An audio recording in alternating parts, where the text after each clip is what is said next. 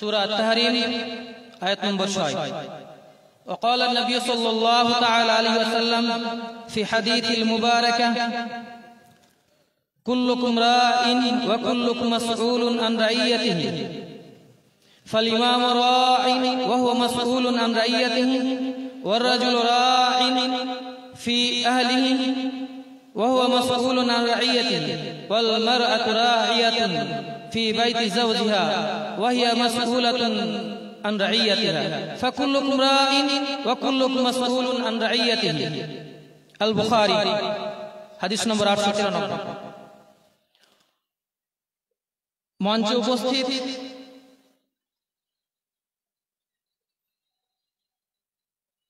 শ্রদ্ধেয়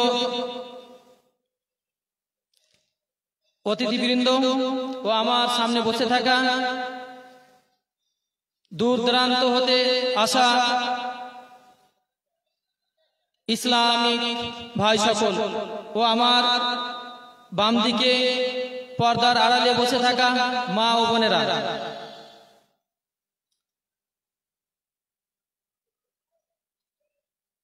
আমি আপনাদের সামনে যে বিষয়টি নিয়ে দাঁড়িয়েছি বা যে বিষয়টি নিয়ে আলোচনা করতে যাচ্ছি এটি একটি খুব চমৎকার একটি বিষয়, খুব গুরুত্বপূর্ণ বিষয়। আপনি যদি মনে করেন যে এই বিষয়টা সত্যি কি এর গুরুত্ব আছে, আজকে যদি আমি আপনাদের সামনে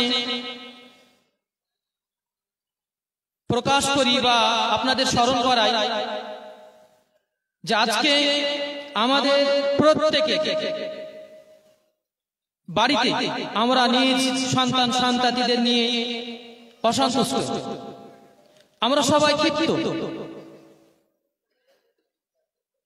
কোনো না কোনো কারণে আমরা আমাদের বাচ্চাদের জন্য আমরা বিভিন্ন জায়গাতে অভিযোগ জানাই, সমালোচনা করি, সে ছেলে হোক অথবা মেয়ে হোক।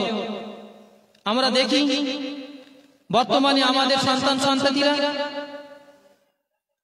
তারা বাবা মার কথা শুনে না, বাবা মার অবাধ্য হয়, তারা আনসোশাল হয়ে যাচ্ছে, দিনের পর দিন নানা অপকর্মের দিকে এগিয়ে যাচ্ছে।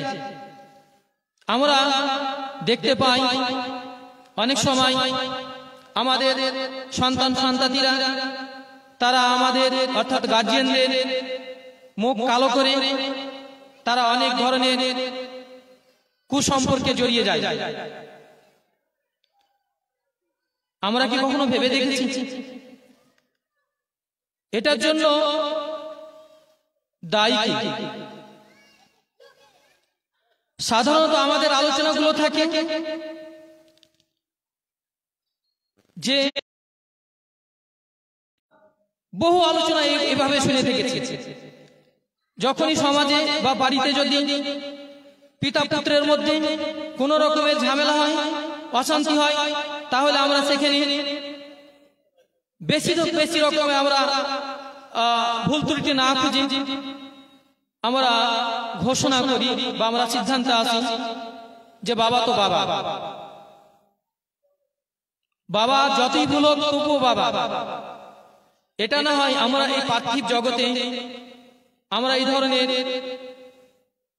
কথা বলে থাকি বা এই ধরনের এক্সকিউজ আমরা দিতে থাকি।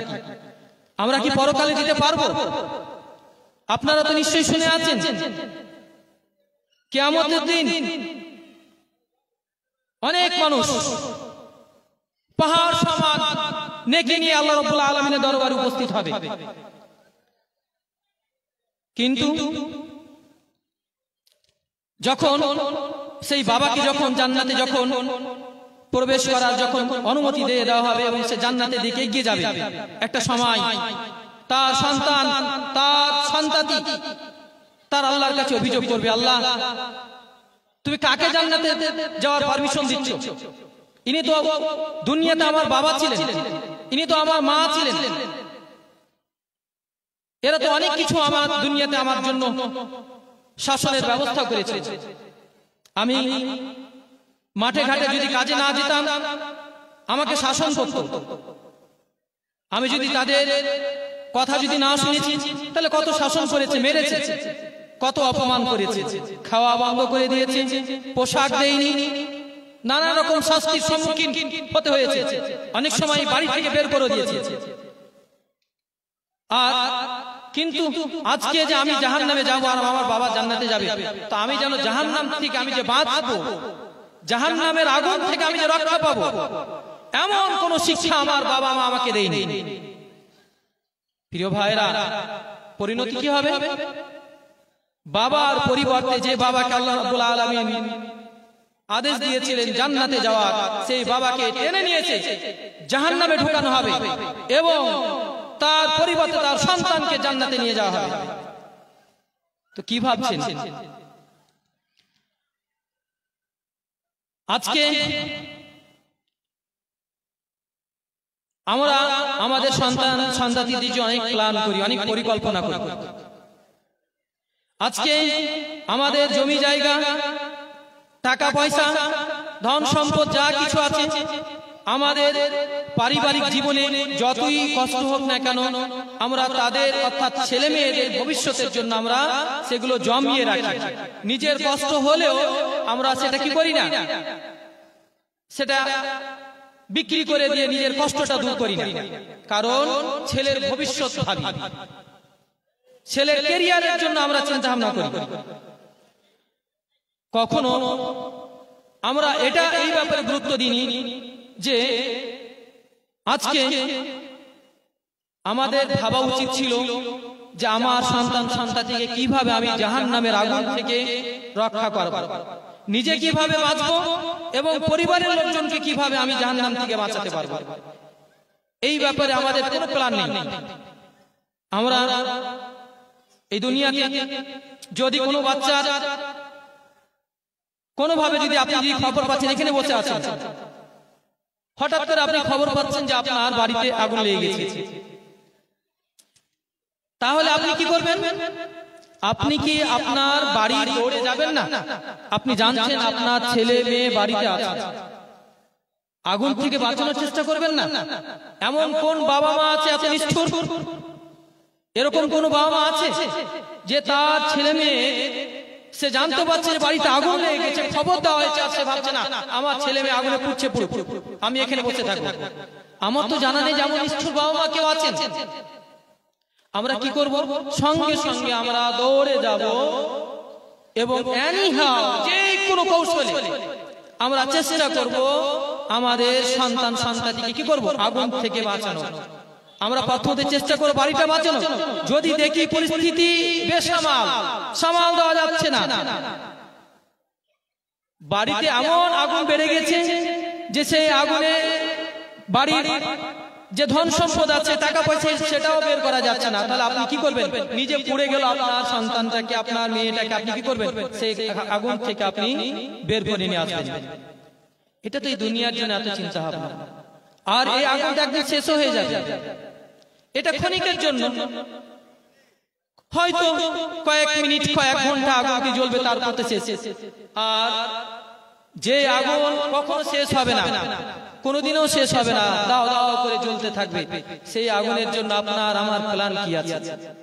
আল্লাহ রাব্বুল আলামিন বলছেন, আমি একটু আগে বললাম, আজকে সমাজে যত ধরনের অপকর্ম হচ্ছে, যত ধরনের দুর্নীতি হচ্ছে, আপনার ছেলে মিথ্যুক হচ্ছে, আপনার ছেলে মদখোর হচ্ছে, আপনার ছেলে জুয়াখোর হচ্ছে, আপনার ছেলে মেয়ে সে দেখা যাচ্ছে আপনার মুখ কালা করে অবৈধভাবে কুসম্পর্কে জড়িয়ে যাচ্ছে।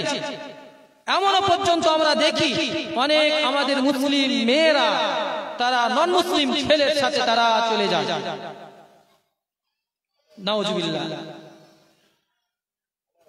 এটা কি আপনি বলবেন যে এটার জন্য দায়ী আমার ছেলে মেয়ে? আপনারা বলতে পারেন, কিন্তু একজন বাবা হিসেবে, একজন মা হিসেবে আপনার অনেক দায়িত্ব আছে, আপনার অনেক রেসপন্সিবিলিটি আছে। আমরা কোনটাই আমরা পালন করি না।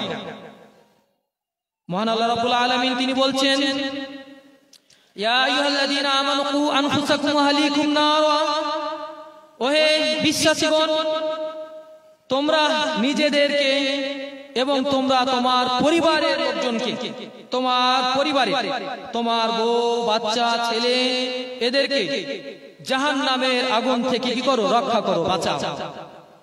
কেননা ওয়াকুদুহান নাস ওয়াল হিজারা, যে জাহান্নামের ইন্ধন হবে, জ্বালানি হবে কে? পাথর এবং মানুষ। আর সেই জাহান্নামের দায়িত্বে থাকবে আলাইহা মালাইকাতুন গিলাদুন শিদাদ, যেই জাহান্নামের দায়িত্বে থাকবে এমন ফেরেশতা যারা হবে নির্মম, খুব নিষ্ঠুর। আর তারা লা ইয়াসুনাল্লাহ মা আমারাহুম, আল্লাহ তাদেরকে যা আদেশ করবেন ফেরেশতাদেরকে, যেই সমস্ত ফেরেশতারা তার দায়িত্বে থাকবে তারা আল্লাহর একটাও অবাধ্য হবে না।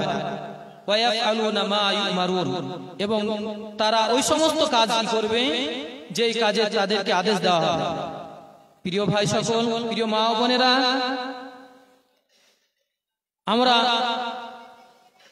আমরা নিজেরাই জাহান্নামের আগুন থেকে বাঁচার আমাদের কোন রকমের পরিকল্পনা নেই, কোন রকমের চেষ্টা নেই, কোন রকমের কৌশল নেই। আর সন্তানদের ব্যাপারটা তো ছেড়েই দিন, মেয়েদের ব্যাপারটা তো ছেড়েই দিন। আপনি কি ভাবছেন আপনার কোনো দায়িত্ব নেই? আপনি আল্লাহর কাছে জবাবদিহি দিতে পারবেন? আজকে আপনার ছেলে যদি বিড়িখোর হয়, আপনার মেয়ে যদি দিন রাত যদি মিউজিক ডান্সের সাথে যদি লিপ্ত হয়ে যায়, সে যদি বেপর্দা যদি হয়ে যায়, আপনার ছেলে যদি আপনার কথা না শুনে, তাহলে এটা ধরে নিতে হবে যে এটা আপনার জন্যই হচ্ছে। কারণ তার জন্ম ও তো ইসলামের উপরেই হয়েছিল।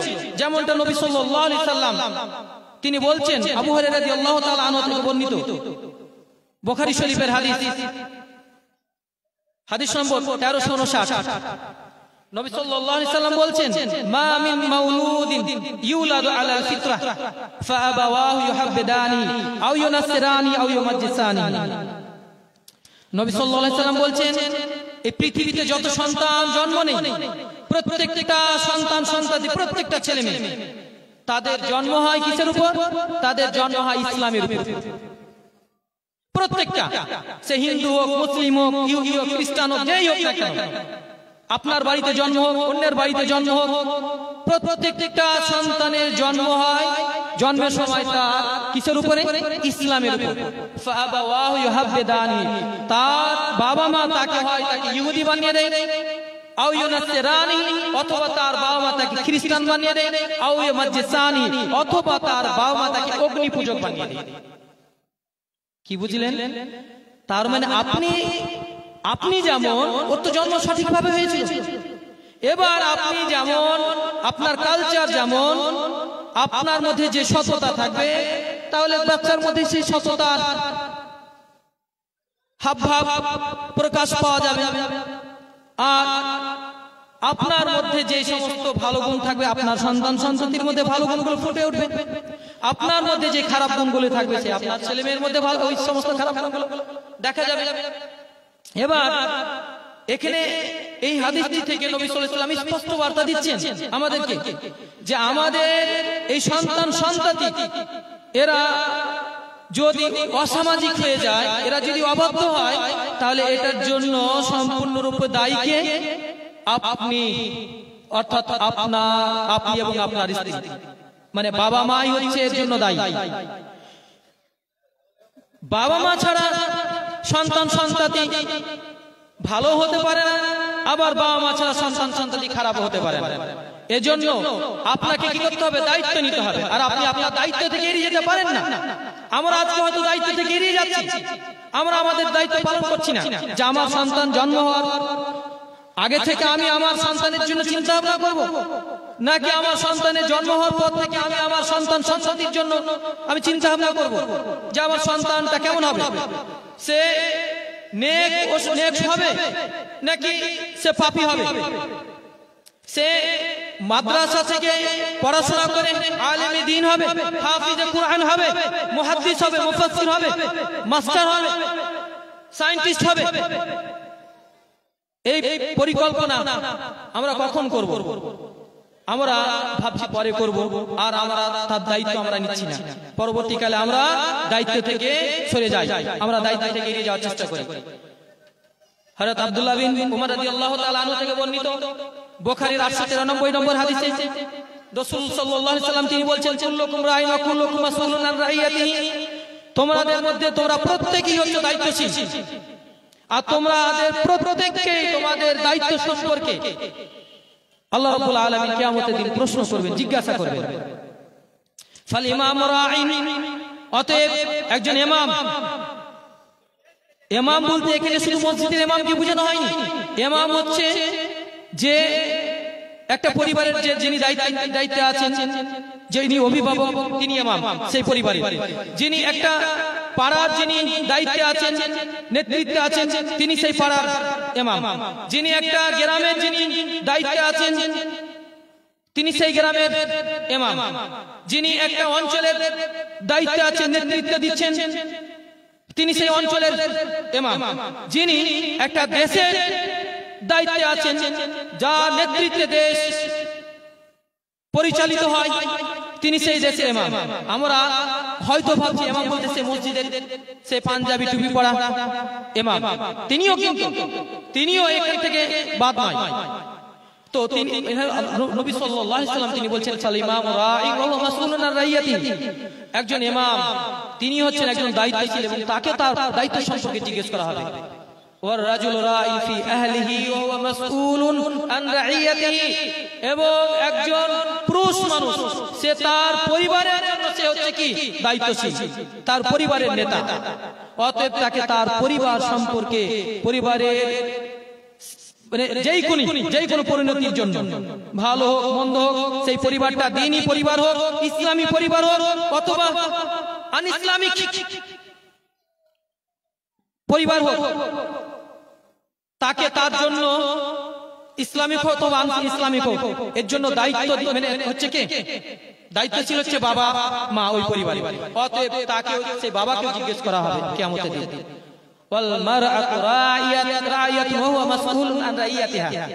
একজন মা, মহিলা, একজন নারী, তিনি হচ্ছেন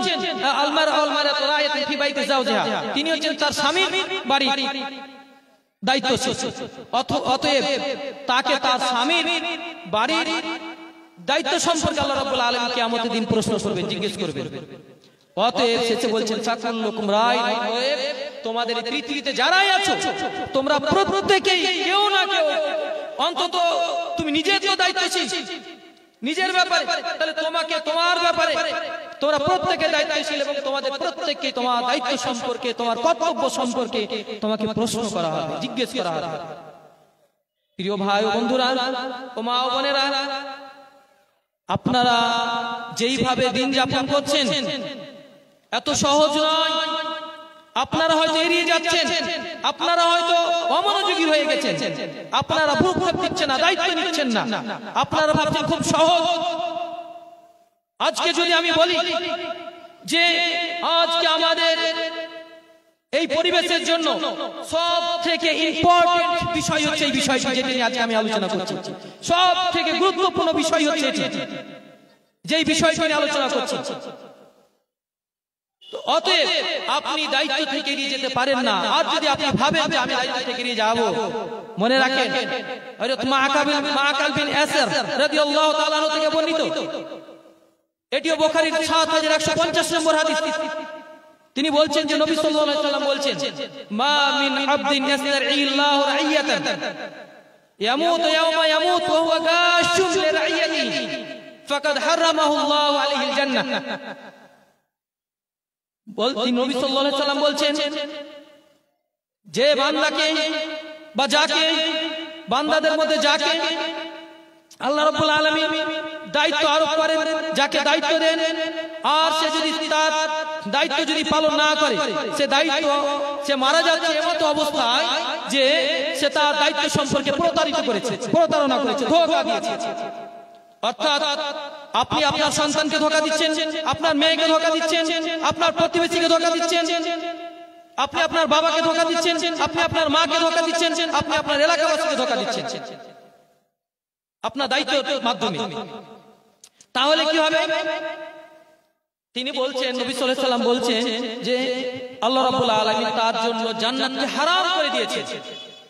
এমত যারা ব্যক্তি, যারা লোক আছেন, অর্থাৎ আমরা যারা দায়িত্ব পালন করছি না, যারা দায়িত্ব পালন করতে গিয়ে ধোঁকা দিচ্ছি, আজকে কি আমরা এদেরকে ধোঁকা দিচ্ছি না? আমার ছোট ছোট ছেলে মেয়েদেরকে এরা কি আমরা ধোঁকা দিচ্ছি না? নিশ্চিত রূপে আমরা ধোঁকা দিচ্ছি। প্রিয় ভাই ও বন্ধুরা, একটা খুব বিখ্যাত একটি ঘটনা আপনাদেরকে শোনাচ্ছি। এই দুনিয়ার ঘটনা এটা, তাহলে পরকালটা আপনি ভেবে নেবেন যে কি হতে পারে। একবার হযরত উমর ফারুক রাদিয়াল্লাহু তাআলা আনহু, ইসলামী দুনিয়ার দ্বিতীয় খলিফা, এমন কোন মানুষ আমরা নেই যারা জানি না, তার নামটা শুনিনি এমন কেউ আছেন?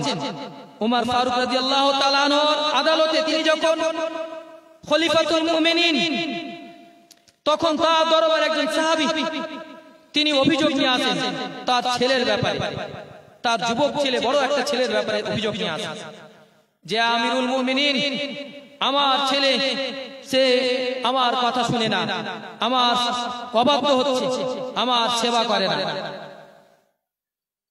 অতএব আপনার কাছে খুব দুঃখ নিয়ে, খুব আক্ষেপের সাথে এসেছি। এবার উমর ফারুক রাদিয়াল্লাহু তাআলা আনহু সেই সাহাবীকে আদেশ দিচ্ছেন যে যাও তুমি তোমার সেই যুবক ছেলেটিকে নিয়ে আসো। সেই যুবক ছেলেটিকে যখন নিয়ে আসা হলো, উমর ফারুক রাদিয়াল্লাহু তাআলা আনহু তিনি তাকে কঠিন ভাবে তাকে শাসন করলেন। তারপরে সেখানে একটি চাবুক বা দৌড়া বের করা হলো তাকে পানিশমেন্ট দেওয়ার জন্য, তাকে শাস্তি দেওয়ার জন্য। এবার সেই যুবক ছেলেটি দেখছে যে আমাকে তখন কি করা হবে, দৌড়া মারা যাবে, অর্থাৎ কোড়া মারা যাবে, মারা হবে। তো তিনি বলছেন, ইয়া আমিরুল মুমিনিন, আপনার আদালতে শুধু কি বাবার প্রতি ছেলেদের হক আছে, আর ছেলের প্রতি বাবার কি কোনো হক নেই? মা ও বোনেরা ভালো করে শুনবেন। উমর ফারুক রাদিয়াল্লাহু তাআলা আনহুকে জিজ্ঞেস করছেন যে আপনার কাছে বা আপনার এই ধর্মে বা ইসলামে শুধু কি বাবাদের জন্য হক আছে, বাবাদেরই অধিকার আছে, আর ছেলের প্রতি বাবার কি কোনো অধিকার নেই, কোনো দায়িত্ব নেই? উমর ফারুক রাদিয়াল্লাহু তাআলা আনহু বলছেন, হ্যাঁ আছে, নিশ্চয়ই আছে। প্রাথমিকভাবে তিনটি অধিকার আছে। একটি হচ্ছে, প্রথমটি হচ্ছে আইয়ুনতাকা উম্মাহু, অর্থাৎ এই ছেলের জন্য একটি ভালো মা নির্বাচন করা, এই ছেলেটাকে একটি ভালো দ্বীনদার মা উপহার দেওয়া, এটা হচ্ছে একজন বাবার প্রথম দায়িত্ব। আর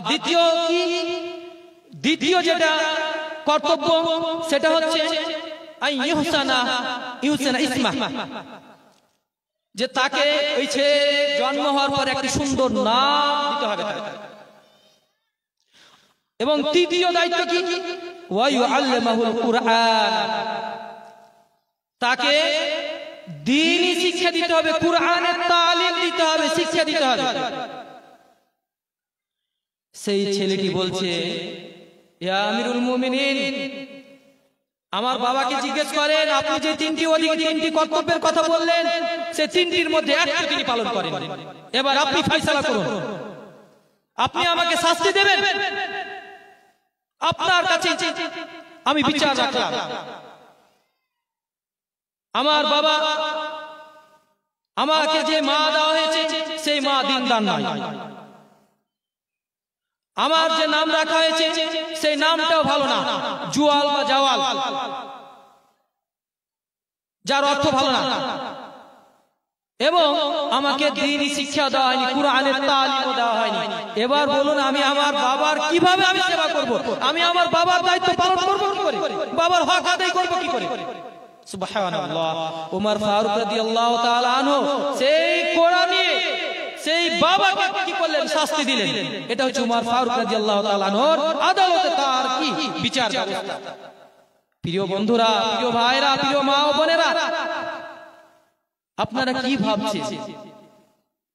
আমরা যেইভাবে আমাদের সন্তানদেরকে বড় করছি, তাদের যেইভাবে তারবিয়াত দিচ্ছি, কেউ বলতে পারবেন যে আমাদের ছেলে মেয়েদের জন্য আমরা সুকৌশল অবলম্বন করেছি? একেবারে তার ছোটবেলা মানে তার জন্মের আগে থেকে, অর্থাৎ তাকে একটা ভালো মা, আমরা যদি আপনি যদি মনে করেন যে আমার একটা ভালো ছেলের প্রয়োজন, একটা ভালো মেয়ের দরকার, আমার মেয়ে যেন দিনদার হয়, আমার মেয়ে যেন কোরআনের হাফেজা হয়, আমার ছেলে যেন কোরআনের হাফেজ হয়, দ্বীনি শিক্ষা অর্জন করে, নামাজি হয়, ধার্মিক হয়, তাহলে আপনাকে এটা কখন আপনি প্ল্যান করবেন, কখন আপনি দায়িত্ব নেবেন? উমর ফারুক রাদিয়াল্লাহু তাআলা আনহুর এই যে আদালতে যে মামলাটি এসেছিল, সেই মামলা থেকে প্রমাণিত এবং নবী সাল্লাল্লাহু আলাইহি সাল্লামের তার আদেশ অনুযায়ী আমাদের প্ল্যান করতে হবে কখন?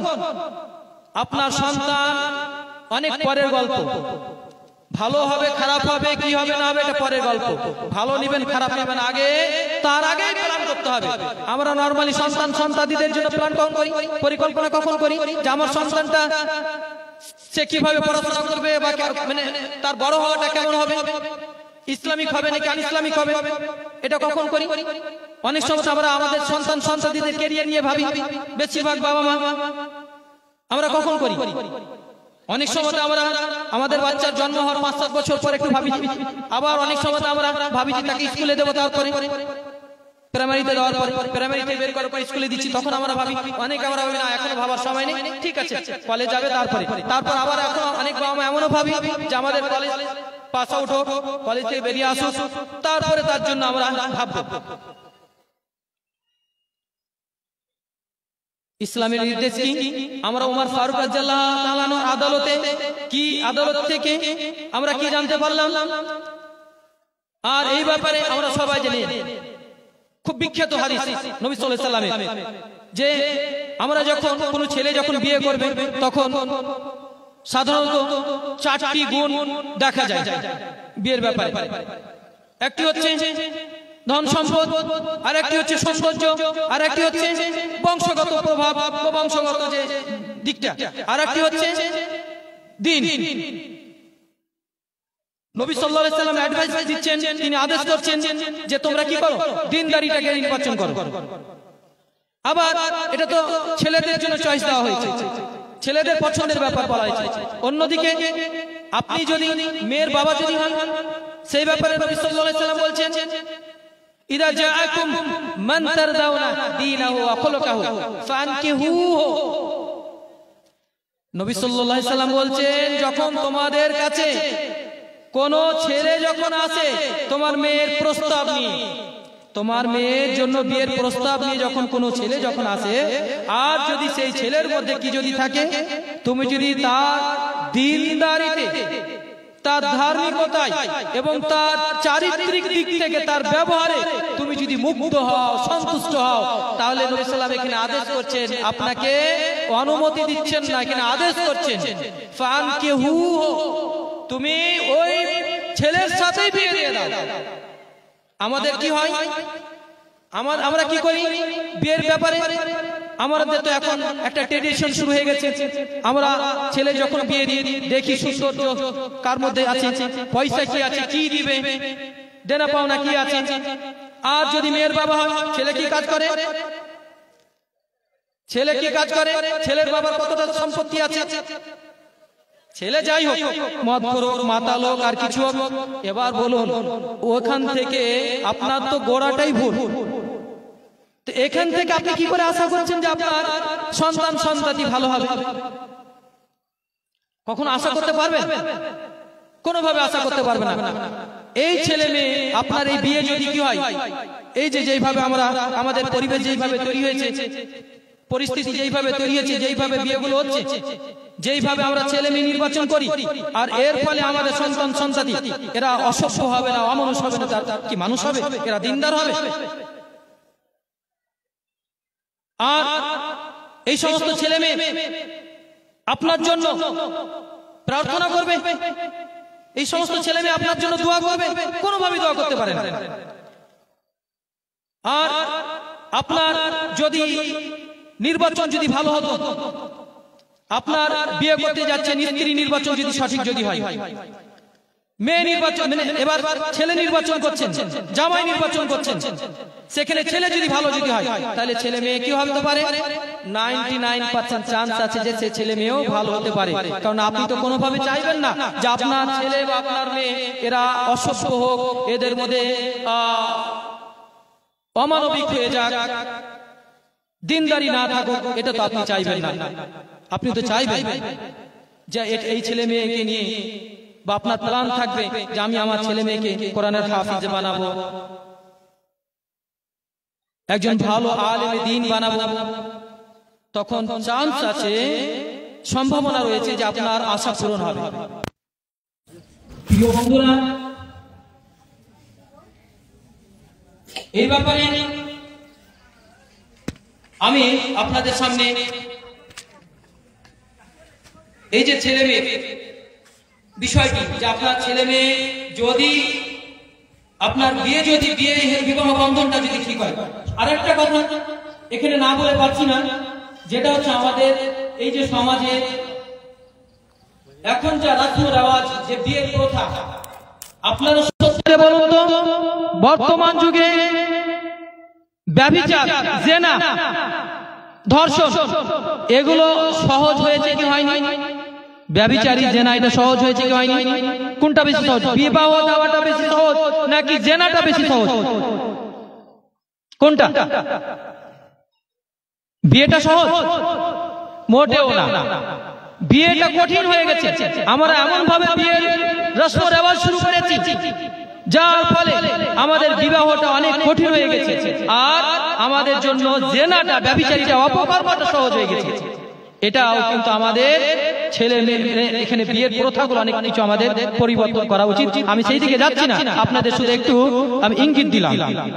আমি বলতে চাইছি, আপনার যদি সঠিক যদি নির্বাচন যদি হয়, স্বামী স্ত্রী নির্বাচনটা, তাহলে আপনার পরকালে আপনার এরা কি হবে? কাজে দিবে।